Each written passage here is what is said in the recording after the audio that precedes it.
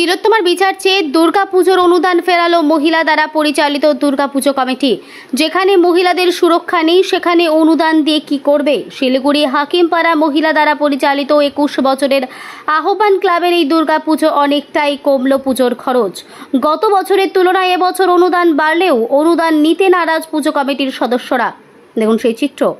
Bureau report, channel 24 নাও, সত্য কথা সবার আগে।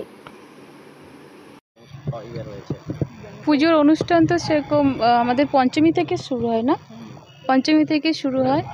এখন তো উনি তো বললেনই যেহেতু ইসের জন্য প্রবলেমের জন্য একটু এখন সব কিছু শর্ট করেই হচ্ছে, মানে জাস্ট পুজো করতে হয় তাই করছি। সবারই তো মানে মেন্টালি দিক দিয়েও কেউ প্রিপেয়ার নয়, জাস্ট পুজোটা করা হবে তাই ওইভাবে করা হচ্ছে।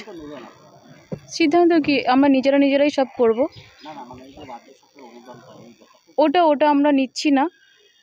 হ্যাঁ, ওটা আমরা নিচ্ছি না, এই জন্য কোনো জাস্টিস এখনও কেউ পাওয়া যায়নি ওনার জন্য কিছু হয়নি। যেহেতু আমরা একটা মেয়ে আর মায়েরই পূজা হবে তার জন্য আমরা ওটা অ্যাকসেপ্ট করতে পারবো না কোনোভাবেই।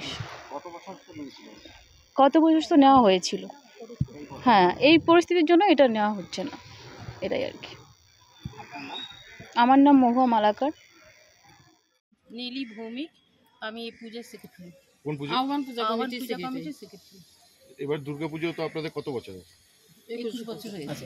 মানে মূলত এই সিদ্ধান্ত নিয়েছেন আপনারা, রাজ্য সরকার যে অনুদান প্রত্যাখ্যান করলেন, কেন হঠাৎ করে কেন সিদ্ধান্ত নেওয়া হলো? সিদ্ধান্ত নেওয়ার কারণে রয়েছে আরজি করে যে ঘটনা ঘটেছে, ডাক্তার তিলোত্তমাকে নিয়ে যে ঘটনা ঘটেছে, পৈশাচিক ঘটনা ঘটেছে, সেটার পরিপ্রেক্ষিতে আজকে 1 মাসের ওপর হয়ে গেছে, একটা বিচার পাওয়া যায়নি। এতদিন তো লাগার কথা না। এই তার মধ্যে এই পুজো এসেছে, পুজোর মধ্যে যদি 85,000 টাকা দিলে তো একটা মানুষ ফিরে আসে না। তার মা বাবার যে কষ্ট, আমাদের নারী জাতির যে কষ্ট, সেটাকে আমরা কি করে ভুলবো? সেই ঘটনাটা মনে করলেও তো গায়ে শিহরণ দিয়ে ওঠে।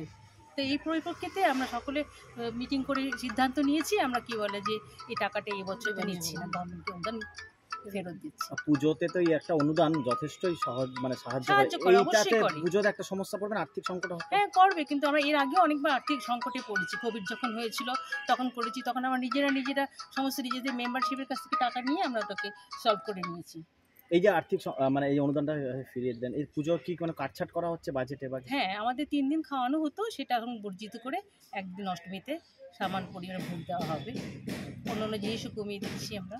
এই যে অনুদান যে নেবেন না, মানে এটা কি কাকে জানাবেন? আমরা ডিএমকে জানিয়েছি। লিখিতভাবে? হ্যাঁ, লিখিতভাবে জানিয়েছি। আচ্ছা, আজকে জানিয়েছেন। হ্যাঁ। আপনার নাম আর ডেজিগনেশনটা বলেছেন? আমার নাম তো বললাম। হ্যাঁ, ঠিক আছে।